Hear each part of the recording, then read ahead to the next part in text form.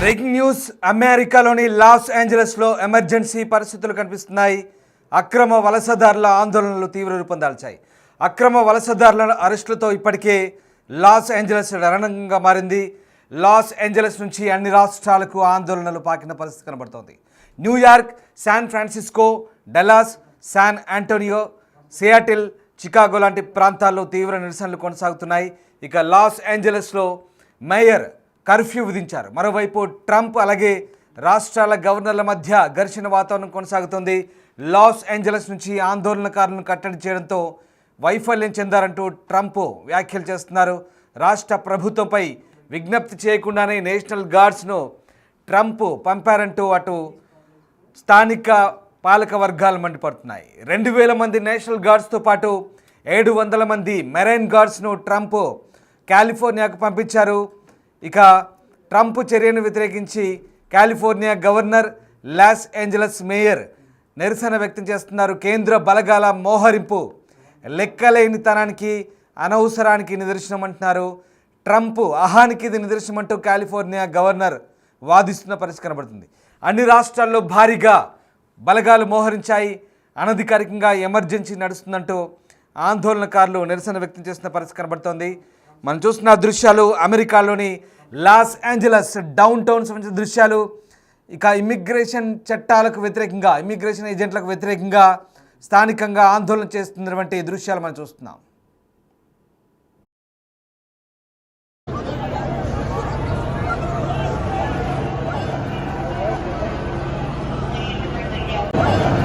The police just said we're all under arrest.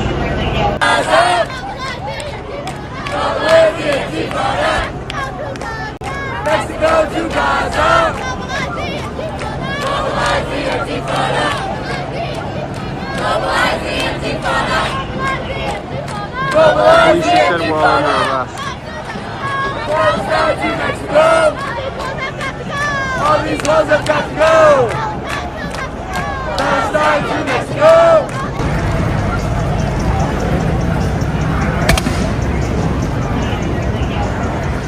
The police just said we're all under arrest.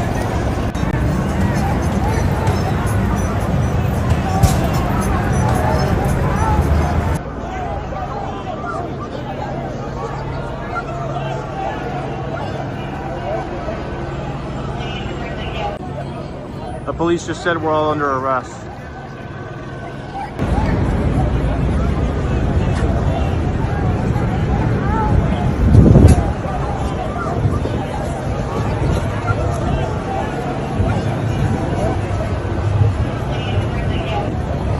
The police just said we're all under arrest. The police just said we're all under arrest.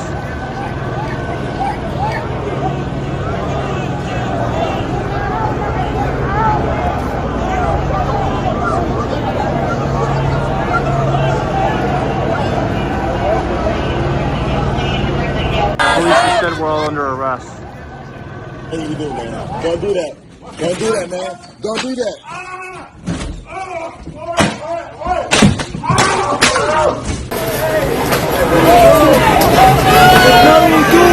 I'm not doing shit. Yo, grab me a shirt.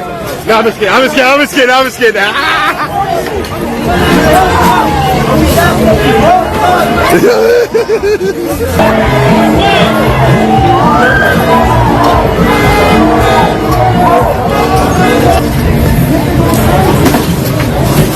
Hey!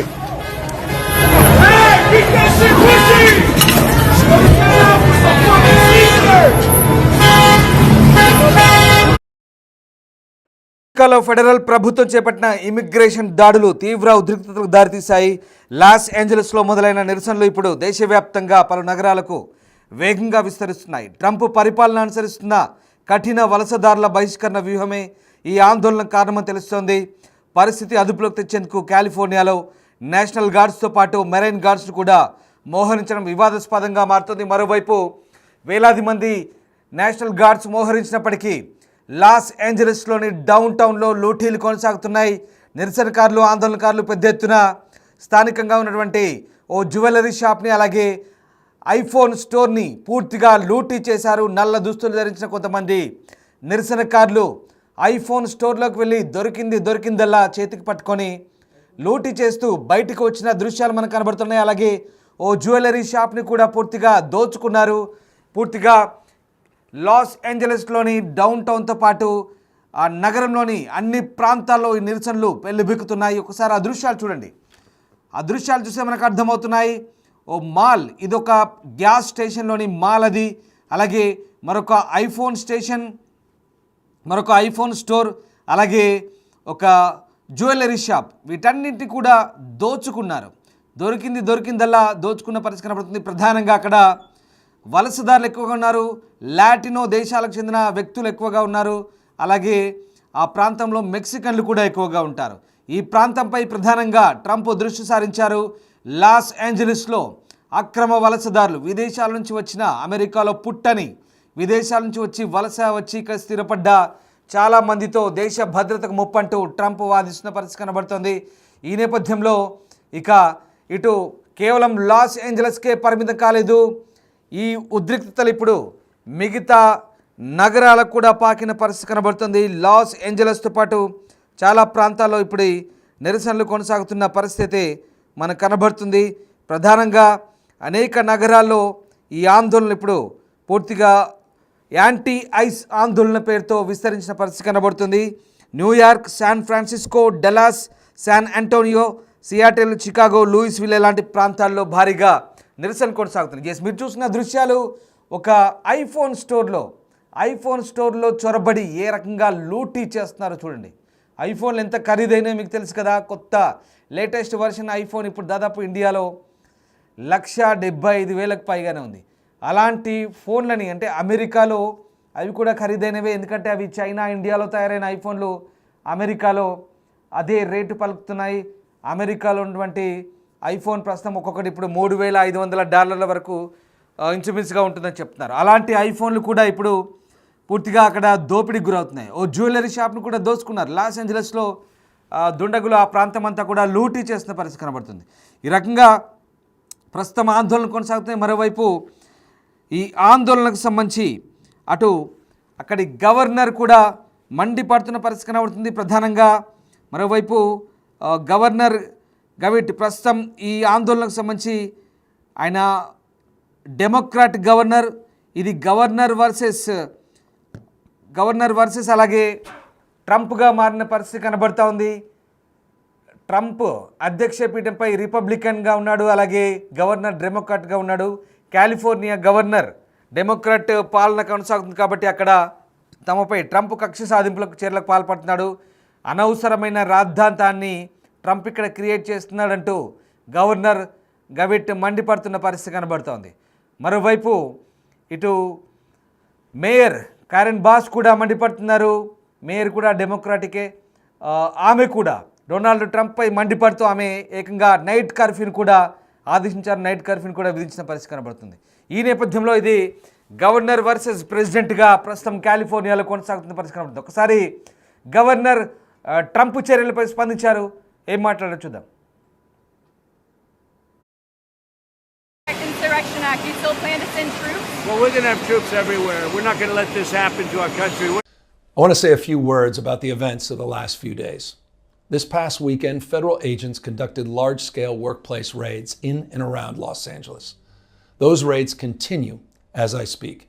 California is no stranger to immigration enforcement, but instead of focusing on undocumented immigrants with serious criminal records and people with final deportation orders, a strategy both parties have long supported, this administration is pushing mass deportations, indiscriminately targeting hardworking immigrant families, regardless of their roots or risk. What's happening right now is very different than anything we've seen before. On Saturday morning, when federal agents jumped out of an unmarked van near a Home Depot parking lot, they began grabbing people, a deliberate targeting of a heavily Latino suburb. A similar scene played out when a clothing company was raided downtown. In other actions, a U.S. citizen, 9 months pregnant, was arrested, a 4-year-old girl taken, families separated, friends quite literally disappearing. In response, everyday Angelenos came out to exercise their constitutional right to free speech and assembly, to protest their government's actions. In turn, The state of California and the city and county of Los Angeles sent our police officers to help keep the peace. And with some exceptions, they were successful. Like many states, California is no stranger to this sort of unrest. We manage it regularly and with our own law enforcement. But this, again, was different. What then ensued was the use of tear gas, flashbang grenades, rubber bullets, federal agents detaining people and undermining their due process rights. Donald Trump, without consulting California law enforcement leaders, commandeered 2,000 of our state's National Guard members to deploy on our streets, illegally and for no reason. This brazen abuse of power by a sitting president inflamed a combustible situation, putting our people, our officers, and even our National Guard at risk. That's when the downward spiral began. మరోవైపు loss ఏంజలస్లో national గార్డ్స్ను అలాగే marine guards దింపడంపై governor గ్యానిన్ అసంతృప్తి వ్యక్తం చేస్తుంటే Donald Trump మాత్రం సమర్థిస్తున్నారు. విదేశీ అక్రమ వలసదారులతో నిండిపోయిన Los Angeles నగరాన్ని కాపాడటానికి ఇలాంటి చర్యలు తీసుకుంటున్నామంట అని చెప్తున్నారు. ఒకవేళ నేషనల్ గార్డ్స్ని కనుక అక్కడ మోహరించకపోతే ఆ నగరం అంతా ఖాళీ బూడిద అయిపోయేదంటూ ట్రంప్ వ్యాఖ్యానిస్తున్న పరిస్థితి. ఒకసారి ట్రంప్ స్పందించారు, ఏం మాట్లాడారు చూద్దాం. Insurrection Act. You still plan to send troops? Well, we're going to have troops everywhere. We're not going to let this happen to our country. We're not going to let our country be torn apart like it was under Biden and his auto pen. Even if you're not planning to invoke the Insurrection Act, you still plan to send troops? Well, we're going to have troops everywhere. We're not going to let this happen to our country. We're not going to let our country be torn apart like it was under Biden and his... Even if you're not planning to invoke the Insurrection Act, you still plan to send troops? Well, we're going to have troops everywhere. We're not going to let this happen to our country. We're not going to let our country be torn apart like it was under Biden and his auto pen. అయితే Trump చర్యను governor గ్యానిన్ న్యూసం తీవ్రంగా తప్పుబట్టారు. ఉద్దేశపూర్వకంగా రెచ్చగొట్టే చర్య అని అన్నారు. సైన్యాన్ని ఉపయోగించడం వల్ల పరిస్థితి మరింత దిగజారుతుందంటూ హెచ్చరిస్తున్న పరిస్థితి కనబడుతోంది. పౌర హక్కుల కార్యకర్తలు, వలసదారుల మద్దతు బృందాలు కూడా ప్రభుత్వ వైఖరిని రాజకీయ ప్రేరేపితమైన నిరంకుశ చర్యగా వివరిస్తున్నారు.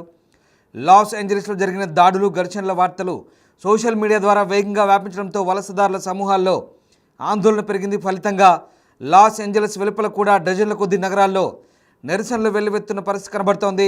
వందలాది మంది ప్రదర్శనకారులను అరెస్ట్ చేసినట్టుగా తెలుస్తోంది. ఘర్షణలో భద్రతా సిబ్బందితో నిరసనకారులు గొడవపడి గాయపడ్డట్టుగా తెలుస్తుంది. ఇక ఈ పరిణామాల వెనుక బలమైన రాజకీయ నేపథ్యం కూడా ఉంది. 2024 నవంబర్లో ట్రంప్ తిరిగి అధ్యక్షుడు ఎన్నికైన తర్వాత లాస్ ఏంజలస్ నగరం తమను తాము శాంక్చువరీ నగరం, అంటే వలసవాదులకు ఆశ్రయం కల్పించే నగరంగా ప్రకటించుకుంది. ఇలాంటి శాంక్చువరీ నగరాలకు లక్ష్యంగా చేసుకోవడం, వ్యతిరేకతను అణచివేయడం, సైనిక శక్తిని ఉపయోగించడం వంటి ట్రంప్ విధానాలు రాష్ట్ర స్థానిక నాయకుల నుంచి తీవ్ర వ్యతిరేకతను ఎదుర్కొంటున్నాయి. ప్రస్తుత పరిస్థితులు ఎటు దారితీస్తాయన్న ఆందోళన కలుగుతోంది. ట్రంప్ పరిపాలన, ఇమిగ్రేషన్ విధానాలు, దేశవ్యాప్తంగా కార్యకర్తల నుంచి వస్తున్న ప్రతిస్పందన భవిష్యత్తులో ఎలా ఉండబోతుందో చూడాలి మరి.